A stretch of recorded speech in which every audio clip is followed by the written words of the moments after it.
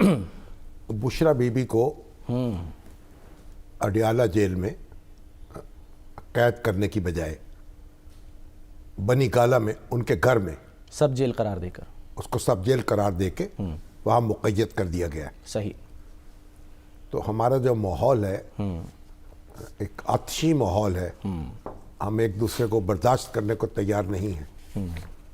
और इस माहौल में ये एक उम्मीद अफ़ज़ा ख़बर है, हुकूमत ने ये अच्छा इक़दाम किया है। अच्छा। और मोहतरमा बुशरा बीबी जो हैं उनको उनके घर में कैद करने का, देखिए ख़वातीन जो हैं उनका एहतराम होना चाहिए, और ख़वातीन जो हैं माएँ और बहनें और बेटियाँ सबकी साझी हैं, और उनके साथ एक ख़ुसूसी सलूक होना चाहिए, हुस्न सलूक। अच्छा। और हमारा मुआशरा जो है इस हवाले से उसकी बड़ी अरफा इक़दार हैं, उनको फॉलो किया जाना चाहिए।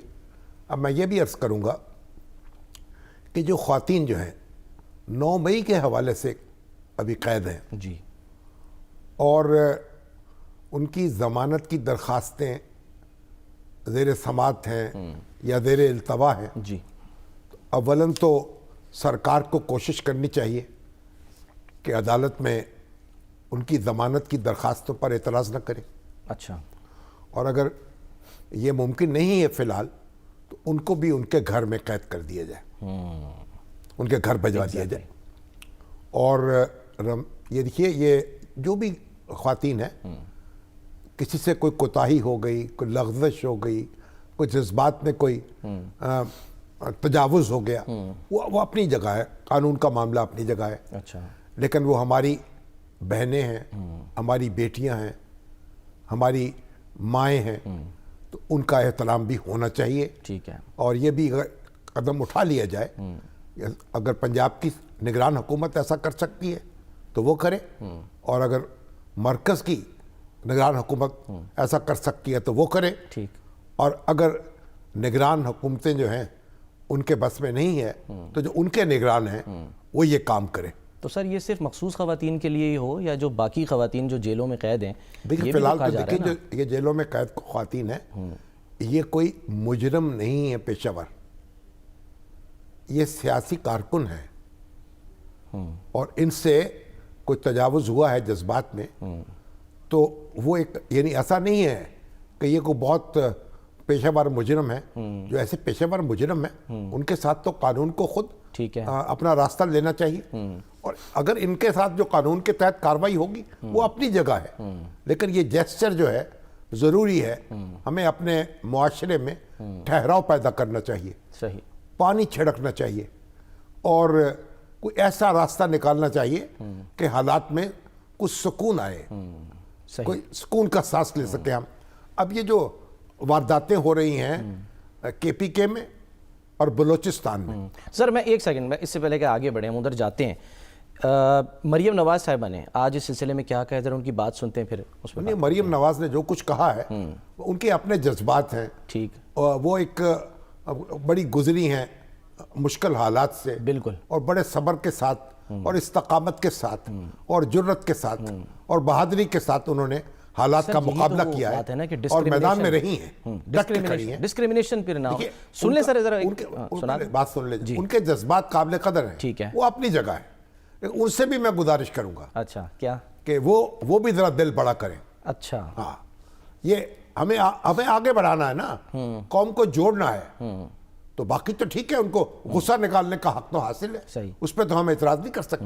लेकिन कल सर आप कह रहे थे, तो आप सुना दें उनका जो कहा। चले सुन लेते हैं फिर, मैं सुनाइए जी। मरीम नवाज़ साहब, ऑफर हुई थी उन्हें, उनके जज्बात हैं।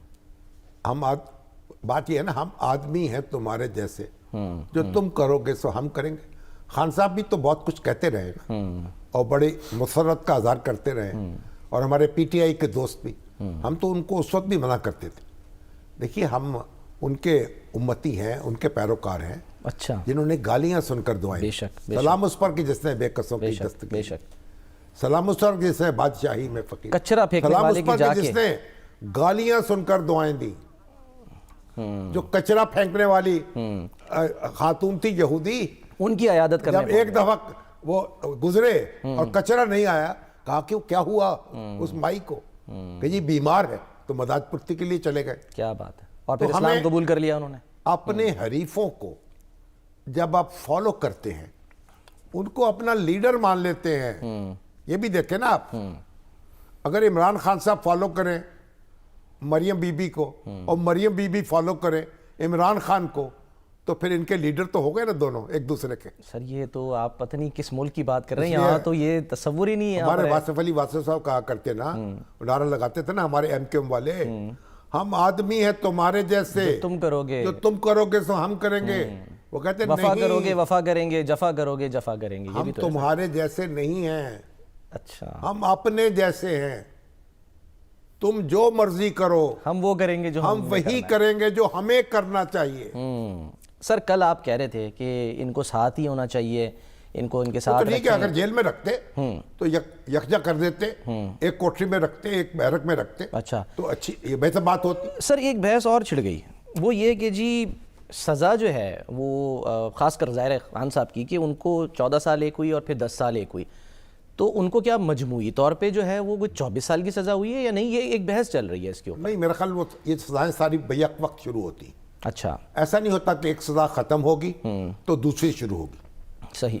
اور بعض اوقات تو اس میں لکھ دیا جاتا ہے، اگر فیصلے میں اگر لکھا فیصلے میں اگر لکھا ہو کہ یہ سزا اس کے بعد شروع ہوگی، اچھا تو اس فیصلہ لکھنے والے کو کیا پتا کہ اس کی سزا کب شروع ہوگی، ٹھیک ہے نا، اور دوسرے کی کب شروع ہوگی.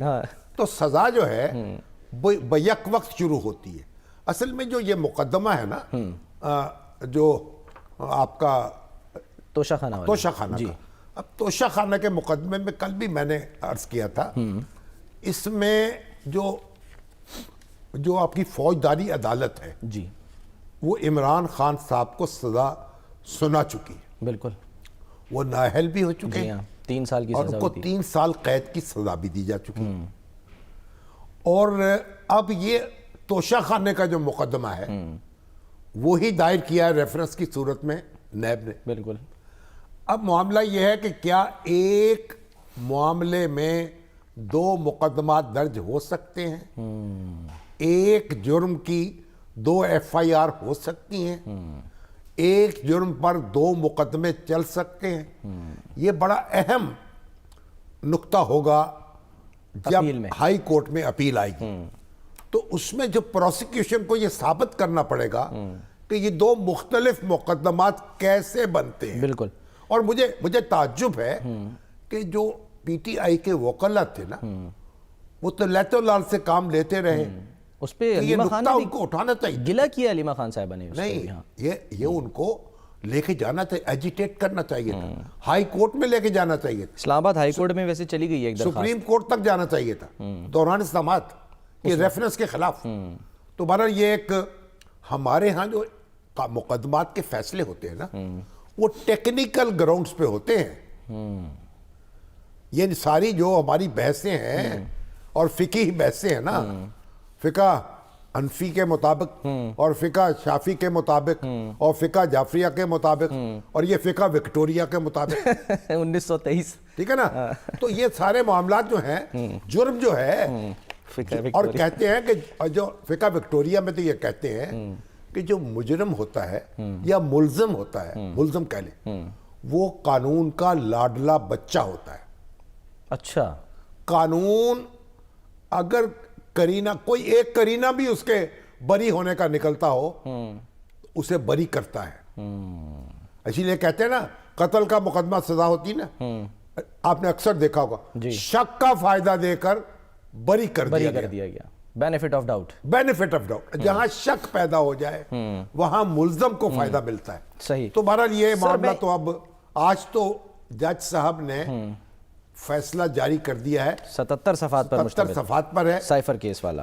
اب اس پہ ہم کیا بحث کریں، لیکن یہ ہے کہ انہوں نے جو تفصیل بیان کی ہے، اپنے دلائل دیے ہیں، مگر کچھ الفاظ کے چناؤ میں نا کچھ غصہ لگتا ہے ان کو آ گیا ہے. سبجیکٹیو بہت ہو گئے ہیں آبجیکٹیو کے بجائے. غصہ آ گیا نا.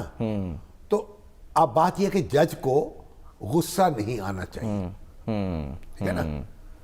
اگر آپ کو پتا ہے حضرت علی جو تھے، ان کے ان کا دشمن، ان کا ایک سینے پہ سوار ہو گیا تھا، ان کا مرہب جو تھا اس کو انہوں نے اپنے دشمن کو لٹا لیا نا، ہاں جی، اور اس کی چھاتی پہ چڑھ کے بیٹھ گئے، وہ بیٹھ گئے، ہاں اور اس کو وار کرنے لگے، اس نے ان کے منہ پہ تھوک دیا، وہ اٹھ گئے، تھوک کے اٹھ کے کھڑے ہو گئے، ہاں، کہنے لگے اب میں تمہاری بات ہو گئی ہے ذاتی، نفس پہ آ گئی ہے، نفس پہ آ گئی، میں تمہیں چھوڑتا ہوں، بالکل، اس کو تلوار نہیں اٹھائی اس کے تو عدالت جو ہے اس کو ایسے الفاظ استعمال نہیں کرنے چاہیے جن سے اس کے غصے کی بو آئے، اور عدالت جو ہوتی ہے اور جب اس طرح کے الفاظ استعمال کرتی ہے، جیسے جسٹس کھوسا صاحب تھے، سسیلین، انہوں نے نواز شریف صاحب کے بارے میں سسیلین مافیا کے الفاظ استعمال جی کیے، ہاں، اب وہ اس وقت تو انہوں نے افسانہ لکھ